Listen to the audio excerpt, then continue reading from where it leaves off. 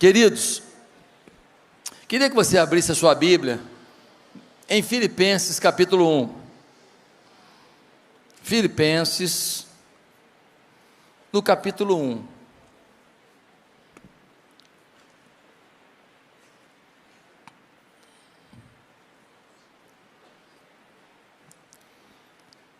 Filipenses, no capítulo 1.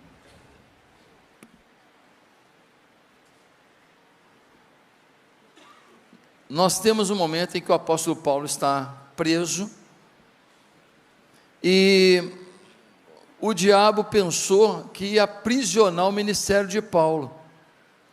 O diabo pensou que ia prejudicar o trabalho pastoral de Paulo. Só que prender Paulo foi um prejuízo danado para as trevas. Por quê? Porque na prisão ele influenciou um monte de gente da guarda romana, e com isso um monte de gente, quando ia para as expedições romanas, ia e levava o evangelho, soldados convertidos. E um segundo prejuízo enorme que foi prender o Paulo, é que o Paulo na prisão, ele escreveu cartas às igrejas, inspirado pelo Espírito Santo de Deus, e essas cartas nos orientam, nos instruem e nos abençoam até hoje, para ter uma vida à luz do que Deus espera de nós. Então, quando você está na pressão da vida, quando você está num problema, quando você está numa prisão, às vezes, você fala, nossa, eu estou mal, que eu estou na prisão, eu estou no problema. Não, às vezes, você está no lugar certinho para produzir alguma coisa, que vai ser um instrumento poderoso nas mãos de Deus. Quem entendeu? Você não poderia exercer para Deus o que você vai exercer, se não fosse essa pressão, essa situação que você está vivendo. Então é muito importante que você não se desiluda com uma situação difícil, porque pode ser uma provocação do céu, para você fazer algo inédito acontecer. Amém? Vamos ler esse texto de Filipenses capítulo 1, porque ele tem ensinos muito importantes para a nossa reflexão de hoje. Diz assim: Paulo e Timóteo, servos de Cristo Jesus, a todos os santos. Todos os santos, quem são os santos? Todos que se converteram, todos que foram santificados. Então essa carta é para a gente aqui, sim ou não?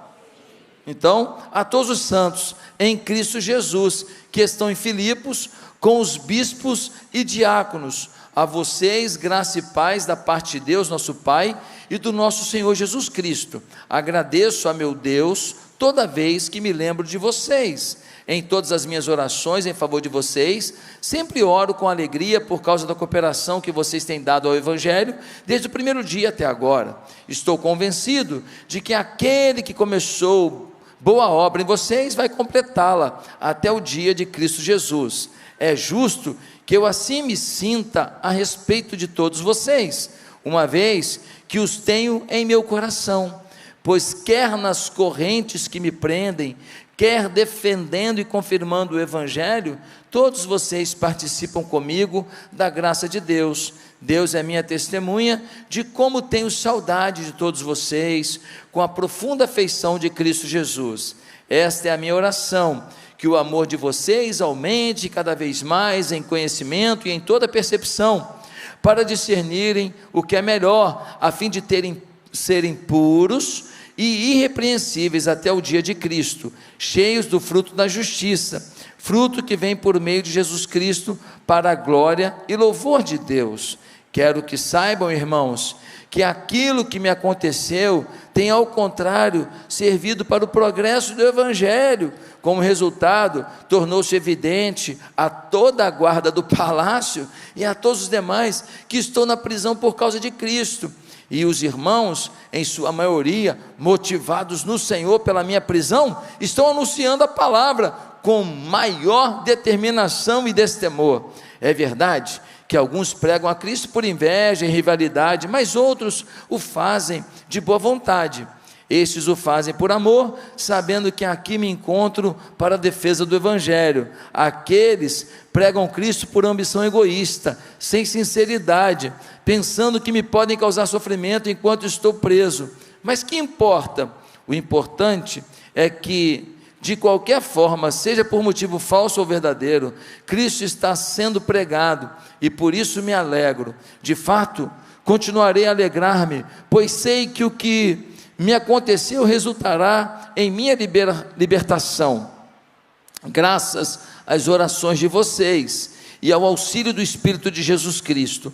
Aguardo ansiosamente e espero que em nada serei envergonhado. Ao contrário, com toda a determinação de sempre, também agora Cristo será engrandecido em meu corpo, quer pela vida, quer pela morte, porque para mim o viver é Cristo e o morrer é lucro. Caso continue vivendo no corpo, terei fruto do meu trabalho, e já não sei o que escolher. Estou pressionado dos dois lados, desejo partir e estar com Cristo, o que é muito melhor. Contudo, é mais necessário por causa de vocês que eu permaneça no corpo. Convencido disso, sei que vou permanecer e continuar com todos vocês para o seu progresso e alegria na fé, a fim de que pela minha presença outra vez a exultação de vocês em Cristo Jesus transborde por minha causa.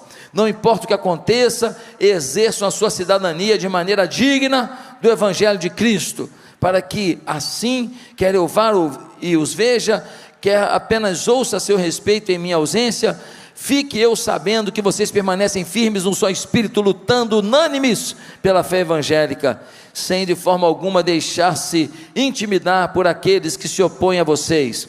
Para eles isso é sinal de destruição, mas para vocês de salvação, e isso da parte de Deus, pois a vocês foi dado o privilégio de não apenas crer em Cristo, mas também de sofrer por Ele, já que estão passando pelo mesmo combate que me viram enfrentar e agora ouvem que ainda enfrento. Queridos, esta carta de Paulo é escrita aos salvos, aos crentes da igreja de Filipos e dos crentes, dos salvos de todas as igrejas do mundo até a volta de Jesus. E quando Paulo está falando com a igreja, ele começa a descrever algumas características do verdadeiro evangelho, as características de alguém que foi salvo de verdade. Muitas pessoas dizem: eu não tenho certeza da minha salvação, eu não tenho certeza. E eu queria te dizer uma coisa: a forma que você vive é uma grande aferição do quanto você foi ou não foi salvo. Algumas pessoas têm mais é que ter dúvida mesmo, porque a vida que vivem não é compatível com os princípios que alguém salvo, convertido, vive. Agora tem gente que pode estar vivendo direitinho, aparentemente, e que não foi salvo, pode até ser, mas o mais comum é que as pessoas vivam uma vida compatível com sua fé. Se essa vida é incompatível com a fé cristã, então isso é um indício de que falta alguma coisa na vida dessa pessoa, para que ela seja um cristão verdadeiro. Por isso hoje, eu quero falar o estilo de vida do verdadeiro cristão. O Paulo está mandando uma carta explicando isso, e qual é o estilo de vida de alguém que é salvo, de alguém que foi convertido, de alguém que tem Jesus na vida, de alguém que tem o Espírito Santo, de alguém que se morrer hoje vai para o céu. Bem, a primeira característica do estilo de vida de um verdadeiro cristão é que ele valoriza a comunhão com os irmãos. Ele valoriza. Tem gente que vem no culto domingo, assiste um culto, participa de um culto. Eu te pergunto, isso é valorizar a comunhão com os irmãos? Algumas pessoas até vêm de vez em quando, até dão uma oferta, até entrega dízimo de tempos em tempos. Isso é valorizar a comunhão? Será que isso é suficiente?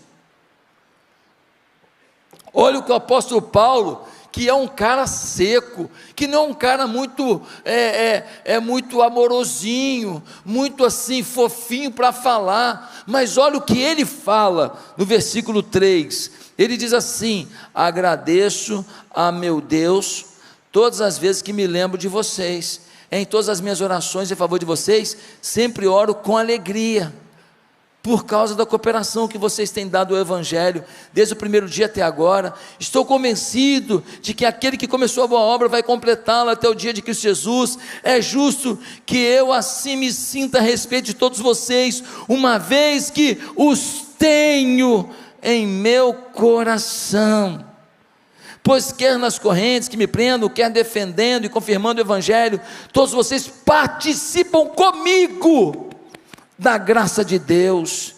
Deus é minha testemunha de como tenho saudade de todos vocês, com profunda afeição de Cristo Jesus. Essa é a minha oração, que o amor de vocês aumente cada vez mais em conhecimento e em toda percepção. Olha só a declaração de amor de Paulo. Ele fala: gente, eu estou preso aqui, mas vocês estão aqui comigo. Eu estou na cadeia aqui, mas aqui eu sinto a oração de vocês, e quando eu lembro de vocês, eu sinto alegria.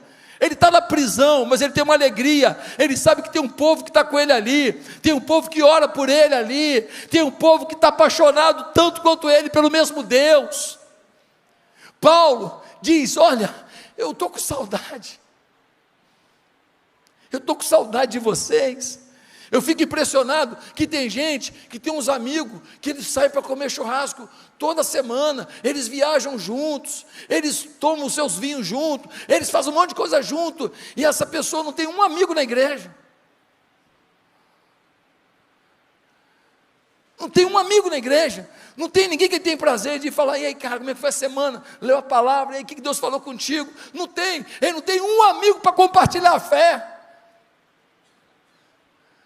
Se ele ficar sem vir na igreja, porque ele viajou, porque não sei o que lá, ele fala: pô, eu gosto de ir lá, louvor é legal, eu gosto da palavra e tal, mas assim, ele gosta do ambiente, do culto. Ele não fala assim: pô, estou com saudade dos irmãos. Quem está entendendo? O estilo de vida do verdadeiro cristão é de relacionamento com seus irmãos,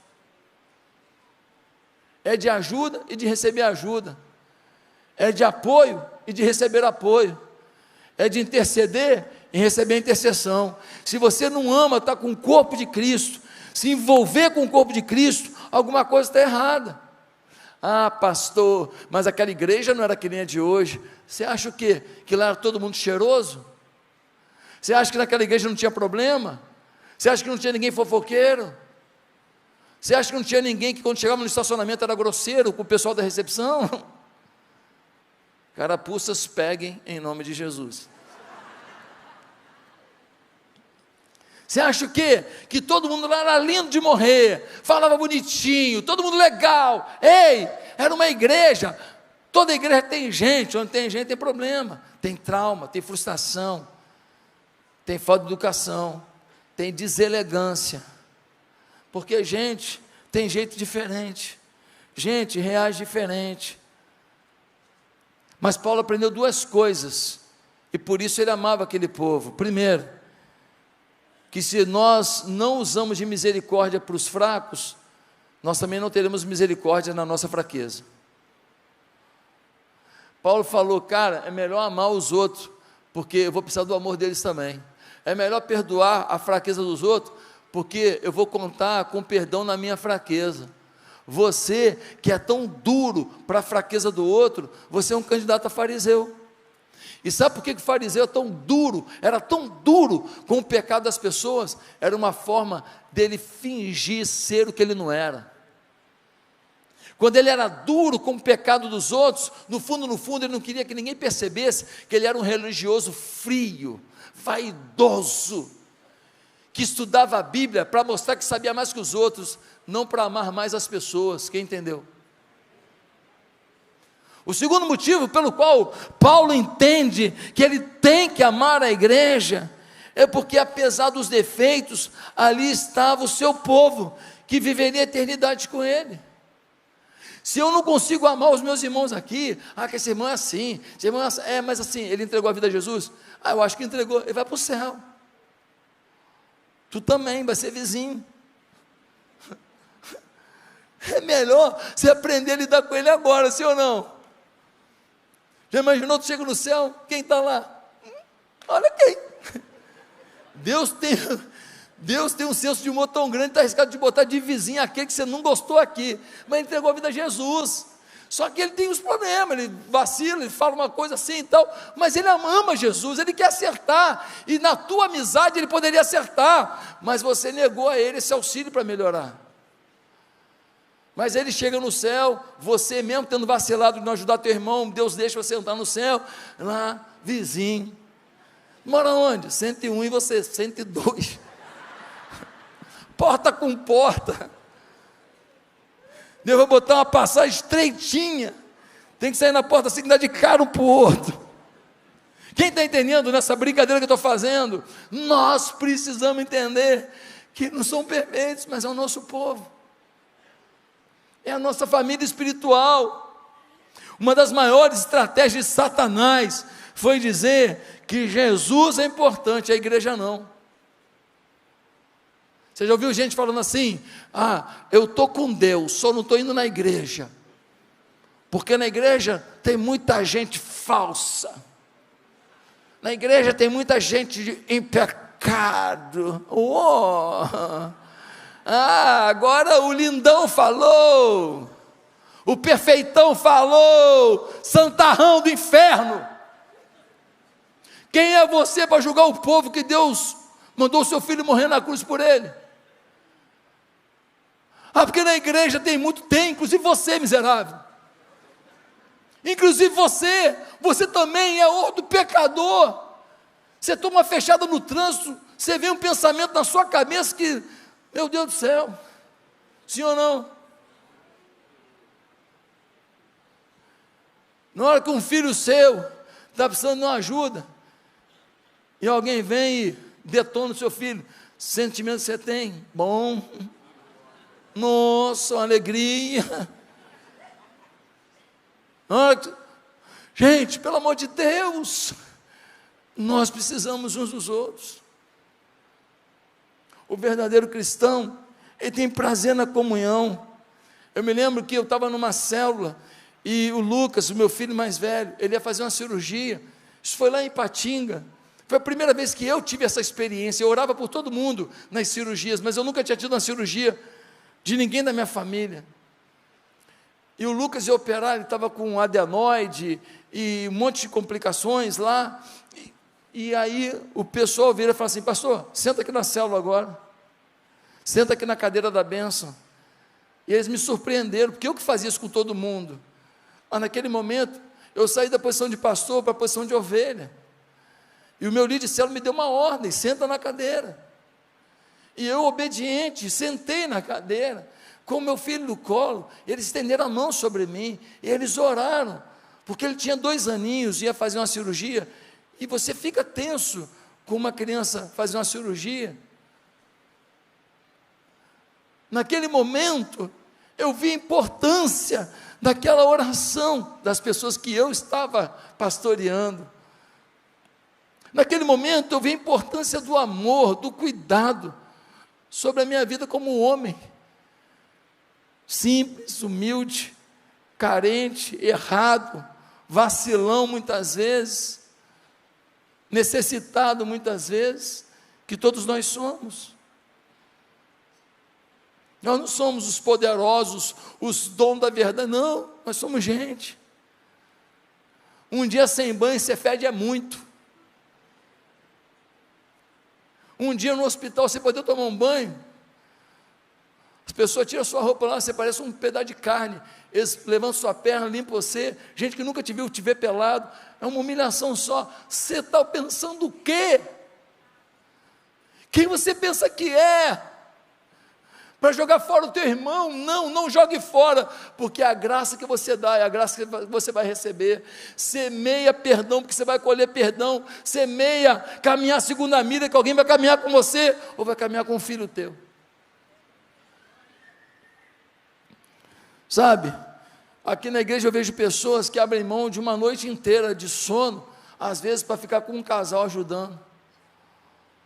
Aqui na igreja eu vejo líder de célula que às vezes abre mão de um passeio num sábado para receber um casal que está com um problema em casa, para almoçar junto e tentar salvar um casamento. Eu fico assustado com tanto amor que eu vejo aqui, com tanto carinho que eu vejo aqui, mas às vezes você está aqui na igreja e você não deixa ninguém fazer isso por você. E aí um belo dia você some da igreja, ninguém nem dá falta. Por quê?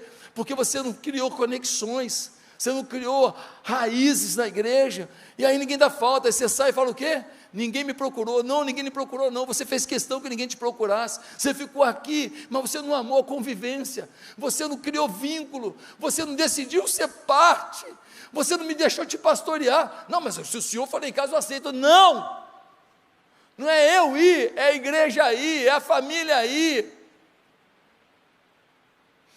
Eu não consigo ir na casa de todos, mas se alguém for, ele vai lá e fala, eu trago um abraço do pastor Josué, e eu estou bem representado lá, e a oração daquela pessoa vai ser a oração que o Espírito vai mandar sobre a tua vida.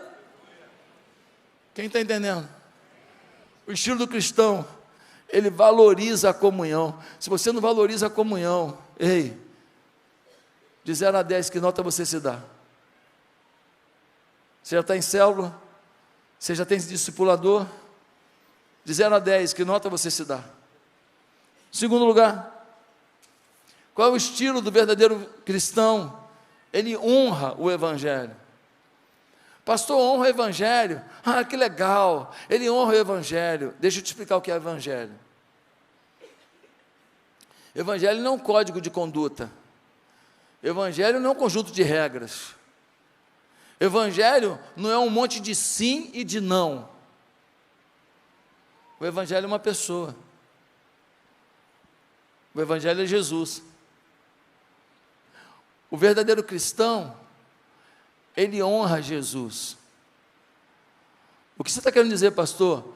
Eu estou querendo dizer que o estilo de vida do cristão é, quando ele chegou, o nome de Jesus vai ser honrado pelo jeito que ele chega naquele ambiente, pelo jeito que ele age naquele ambiente. Olha o que Paulo vai dizer no versículo 27, ele vai dizer assim, no versículo 27, não importa o que aconteça, exerçam a sua cidadania de maneira digna do Evangelho de Cristo.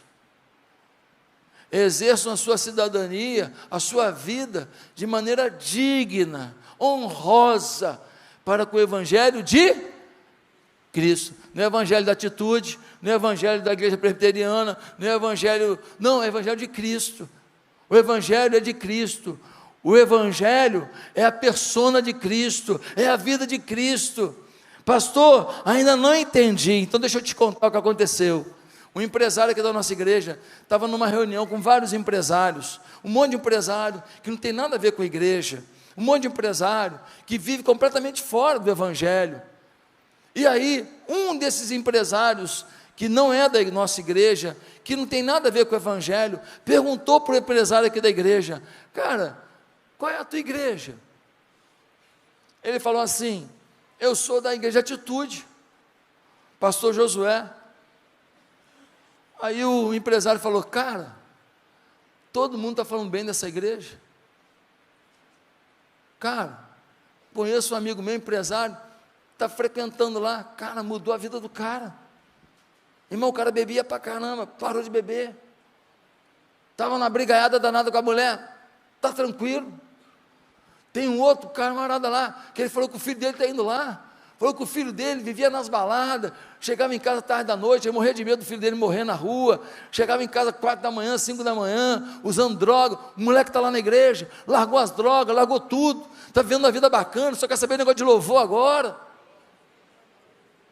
Voltou para a faculdade. O cara falou para mim que rapaz, mudou a vida do filho dele. Cara, estou até com vontade de ir na tua igreja. Deixa eu te falar uma coisa aqui. Tinha um membro da igreja, vários empresários. Quem é que está falando? Um que não é da igreja. O que não é da igreja estava pregando para os outros todos, e o que é da igreja só recebendo. Quem entendeu? A igreja foi honrada, o nome de Jesus foi honrado. só porque alguém chegou lá e falou: eu sou desse lugar, eu sou desse Cristo, eu sou dessa fé. Meus amados irmãos, a busca de Deus precisa ser uma coisa tão forte na nossa vida, que a gente honre o nome de Jesus. Chegou lá, chegou você, chegou a bênção, chegou o milagre. Às vezes, quando eu encontro alguém aqui na Barra, aí o cara fala assim: ah, pastor, eu trabalho com, sei lá, trabalho com isso. Eu falei: eu conheço uma pessoa que trabalha com isso também, um membro aqui da igreja. Aí ele fala assim: quem? Aí eu falo: ô pai, falo ou não falo? Ô Deus bendito, e agora? Aí eu falo: o fulano. Aí às vezes quando eu falo fulano, o cara fala assim: ele é lá da igreja?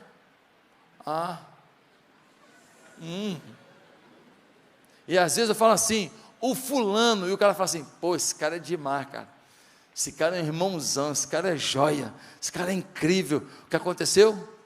O nome de Jesus foi honrado, o nome da igreja foi honrado, a fé foi honrada. Por quê? Porque a forma que a pessoa vive o evangelho lá na sua área de atuação, na sua área profissional, exalta o nome de Jesus. O estilo de vida do cristão é isso. Quando falam de você no segmento onde você está, o que as pessoas dizem? Ah, mais um espertalhão. Agora, sabe de uma coisa? Às vezes, nós temos a sensação que nós estamos bem na fé. Por quê? Porque a gente vem num culto como esse, cantou um louvor, foi uma sensação gostosa, e a gente fala: eu estou bem. Ei, você não é o que você é apenas no momento de culto. Às vezes, sua situação imunológica e espiritual está fraca, qualquer virose te pega, qualquer tentação te pega, qualquer provocação te pega, você cai no pecado que nem um patinho fácil, você vai por uma conversa fiada fácil, alguém que está aqui faz uma fofoca de um irmão da igreja, e você cai mole, você acredita fácil. Por quê? Porque você até está aqui com a sensação de que está tudo bem, mas espiritualmente, você não tem vivido uma vida de honra a Deus, de busca a Deus, de fortalecimento em Deus, de comunhão com Deus, você não vive um avivamento, e então, você pensa que está bem, mas se tiver um Covid espiritual, você dança, saturação vai lá embaixo, você morre espiritualmente. Quem está entendendo? Nós precisamos ter essa comunhão com Deus. Davi disse no Salmo 51, contra ti, só contra ti pequei, e fiz o que tu reprovas, de modo que justa é a tua sentença, e tens razão de condenar-me. Davi está falando: pequei mesmo, Senhor, vacilei, pisei na bola. Ele reconhece o seu pecado, e então, quando a gente reconhece, a gente tem a chance de recomeçar, porque o que não falta em Deus é vontade de recomeçar com a gente. Deus não é daqueles que desiste,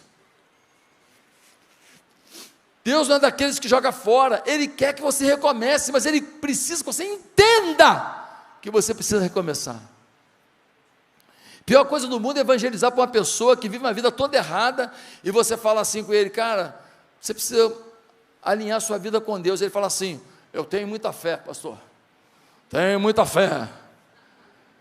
Vida toda errada, os negócios errados, todo mundo na Barra sabe, todo mundo no negócio na Barra sabe, todo mundo, muita fé, minha família está aí, olha aí, pastor, 40 anos de casado, 40 anos de traição, 40 anos de casado, não deixa faltar nada para meus filhos, não deixa faltar o quê? Não deixa faltar comida, não deixa faltar dinheiro, só orientação da palavra, zero.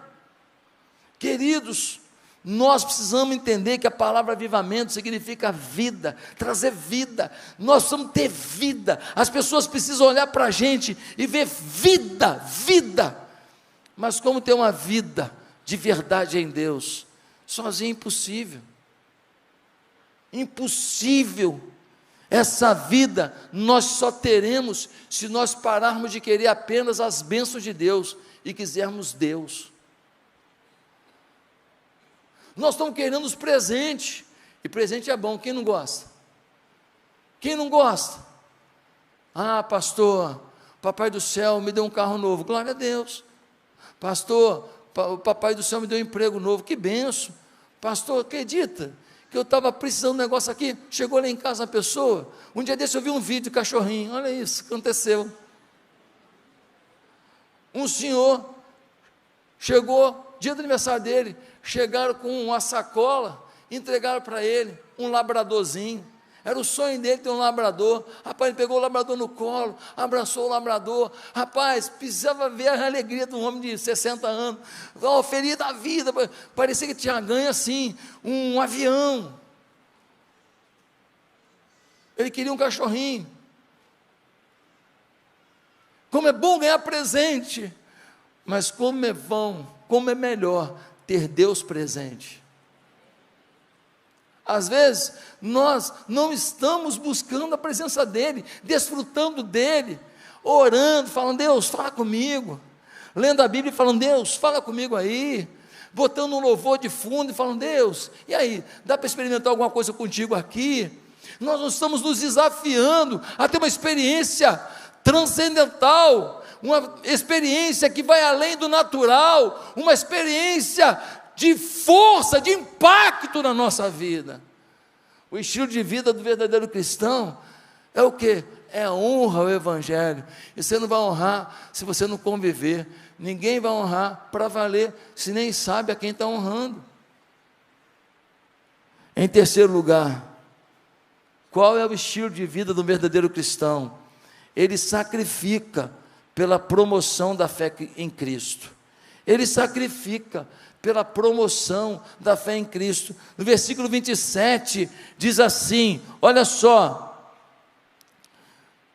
não importa o que acontece, exerça uma cidadania de maneira digna do Evangelho de Cristo, para que assim, quer eu vá e os veja, quer apenas ouça a seu respeito em minha ausência, fique eu sabendo que vocês permanecem firmes no só Espírito, lutando, unânimes, pela fé evangélica. Irmão, entenda uma coisa, o estilo de vida do cristão é sacrifício para a gente se converter. O estilo de vida do cristão é sacrifício para a gente conhecer Jesus.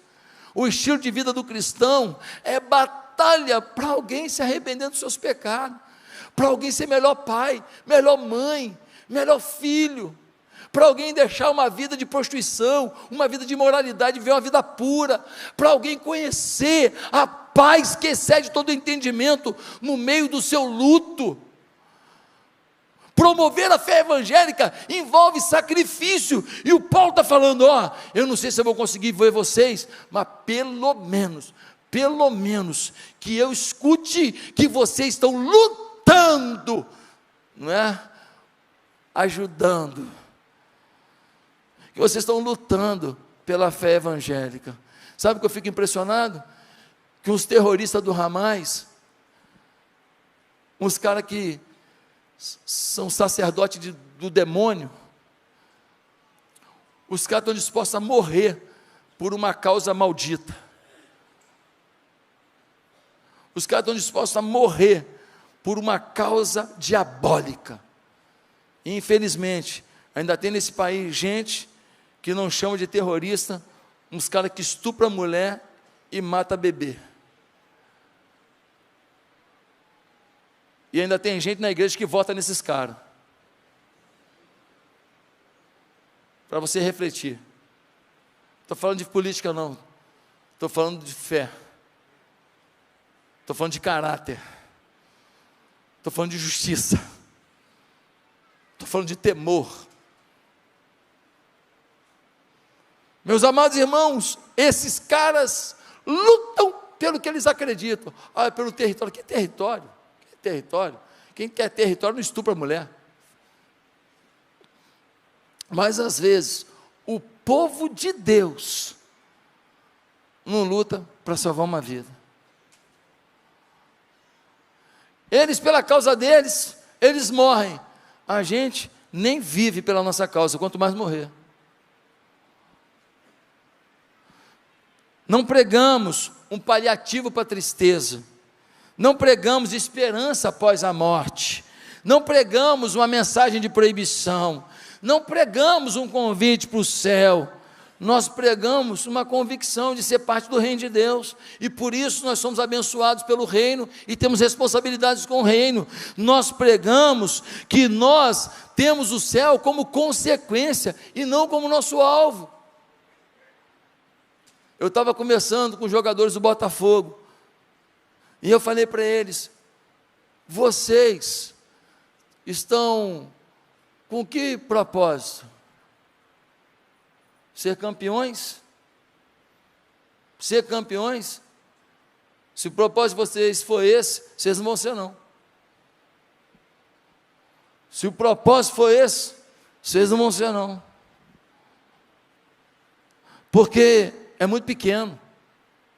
Agora, se o propósito de vocês for, ao levantar o troféu, voltar para casa, reunir a família, e botar de joelho e falar que Deus nos abençoou. Se o propósito de vocês for chamar seus filhos e falar: olha, o que ninguém acreditava, nós tivemos um campeonato carioca horrível, o que ninguém acreditava, o Senhor nos abençoou, o Senhor esteve conosco, nós oramos. Tem 16 jogadores do Botafogo que têm se reunido toda semana em oração. Se for para isso, o título é consequência. Se for para falar para todo mundo que Deus é Senhor, que Deus exalta os humildes, então vale a pena. Agora, se o propósito é só ser campeão, ninguém nem sabe quem foi campeão. Aliás, de tanto tempo que tem que o Botafogo foi campeão, né, irmão? Com todo respeito, Brunão. Ninguém nem sabe quem foi. Ninguém nem sabe. Então, o propósito tem que ser maior do que ganhar um título, do que comprar uma casa, do que ter uma empresa forte. O propósito é muito maior. Ei, você tem que entender que você está vivendo um propósito maior do que para o céu.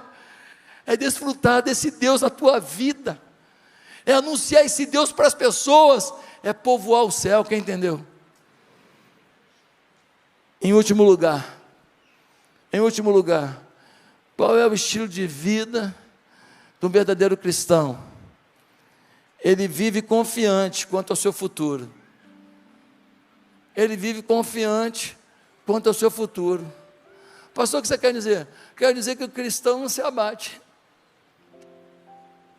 Quer dizer que o cristão não aceita a derrota. Quer dizer que o cristão está tudo ruim, está tudo lambuzado, está tudo estragado, e ele está lá falando: o meu Deus, em quem confio, há de agir. O livro de Apocalipse, tem gente que fala no Apocalipse, as catástrofes, não sei o que lá, o selo, a trombeta, o cavalo, deixa eu te falar, o livro de Apocalipse é um livro de esperança. Tem um monte de coisa ali que tem um monte de interpretação, mas o que mais importa para mim é o seguinte: o livro do Apocalipse diz: Jesus vai voltar, e a igreja vai vencer e ser arrebatada. O que o livro veio dizer é: não perca a esperança, o Senhor garantiu a vitória. O fim de tudo é a vitória. Você, quando tem Cristo na vida, você precisa entender que não é a perda de um emprego, de um dinheiro, de uma casa, da saúde, de um ente querido, não é isso que vai tirar de você a certeza. O teu fim é vitória. O cristão não se abate, não se entrega. O cristão acredita que o melhor de Deus realmente ainda está na frente, que a melhor fase da vida não chegou, e por isso eu posso acreditar no amanhã, e por isso eu tenho que amar o meu amanhã, e eu tenho que lutar pelo meu amanhã, e a minha parte eu farei, porque o meu Deus fará a parte dele, e daquilo que eu não puder, ele fará. Eu tenho que crer. Olha o que o apóstolo Paulo diz, no versículo 19, o Paulo fala assim, no versículo 19: pois sei que o que me aconteceu resultará em minha libertação, graças às orações de vocês e ao auxílio do Espírito. Aguardo ansiosamente, espero que em nada serei envergonhado. Olha o que ele fala: gente, eu estou com esperança de ser tirado da prisão. Estou doido para ver vocês, esperança. O cara está lá para morrer, meu irmão. Esperança. Vamos tirar daqui. Eu queria ver vocês. Eu não sei se vai dar, mas eu estou com esperança de que eu vou ver vocês. E ele fala assim: e a minha prisão não vai ser vergonha, não. Como é que é? É a minha esperança que por causa da minha prisão o nome do Senhor vai ser exaltado. Eu vou ganhar mais pontos no céu. Olha, vai ter coisa linda acontecendo por causa da minha prisão. Eu estou com esperança. Eu estou com esperança. Aí ele continua falando. Olha aqui. Ao contrário, com toda a determinação de sempre, também agora Cristo será engrandecido em meu corpo, quer pela vida, quer pela morte. Versículo 20. Aqui, gente, ó, eu tenho esperança. Qual é a esperança, Paulo? Você vai viver? Não, olha só, se eu viver, eu tenho esperança que eu vou ver vocês, vou ficar feliz da vida, e vai ser bom demais, e o nome de Jesus vai chegar mais longe. Mas se eu morrer, vai acontecer a mesma coisa. Se eu morrer, vocês vão ler a minha carta, vocês vão ser abençoados, e um monte de guarda que estava cuidando de mim aqui já se converteu, e quando eles são mandados nas expedições romanas, para invadir novos territórios, eles levam a fé evangélica, ela está indo longe. Quando eles me prenderam aqui, eles me colocaram aqui, para fazer um seminário formador de obreiro aqui dentro da prisão. Eu fico com os caras aqui o dia inteiro só ensinando a palavra, eles estão ficando tinindo, eles estão fera demais, eles estão indo pelo mundo pregando o evangelho. Otimismo de quem está na cadeia para morrer. Agora no versículo 21, porque para mim o viver é Cristo e o morrer é lucro. Esperança. Cara, deixa eu falar, se eu viver, eu vivo em Cristo. Se eu morrer, eu morro para Cristo. O que eu sei é que na vida ou na morte eu continuo com Ele, e Ele me basta.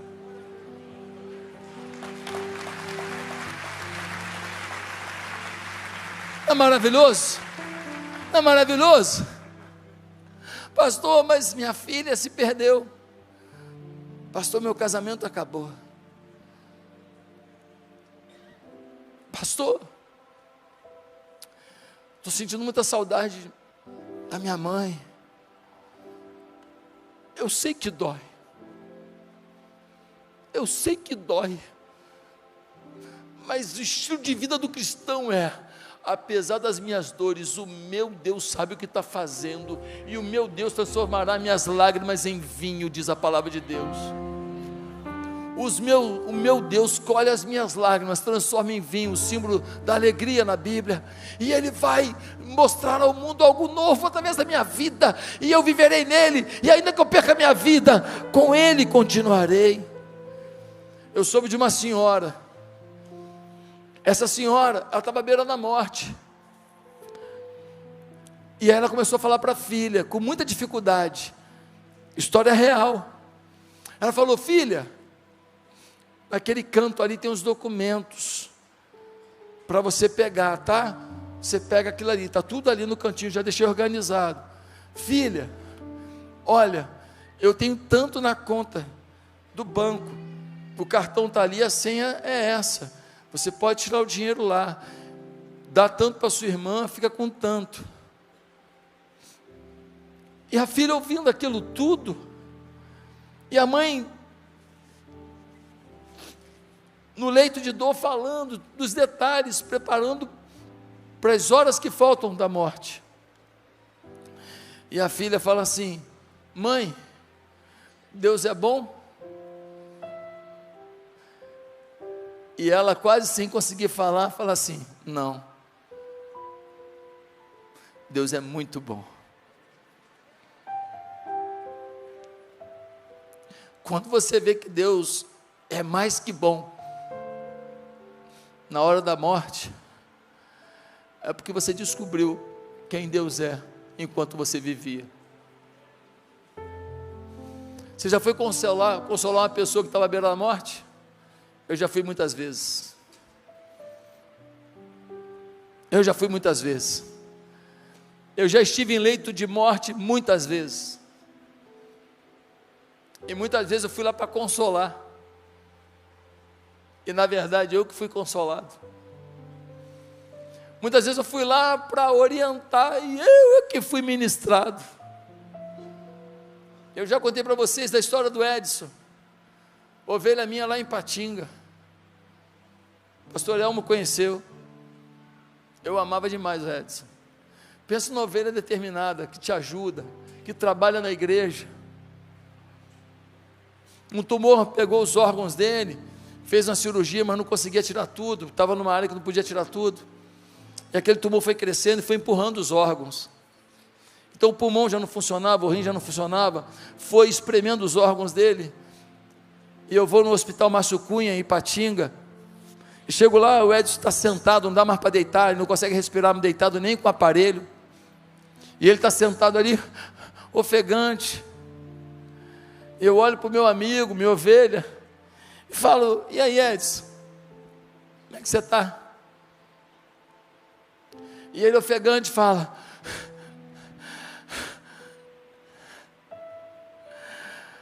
está tudo bem, pastor. Falei: está tudo bem? Tá. Jesus está vindo me buscar, está tudo bem.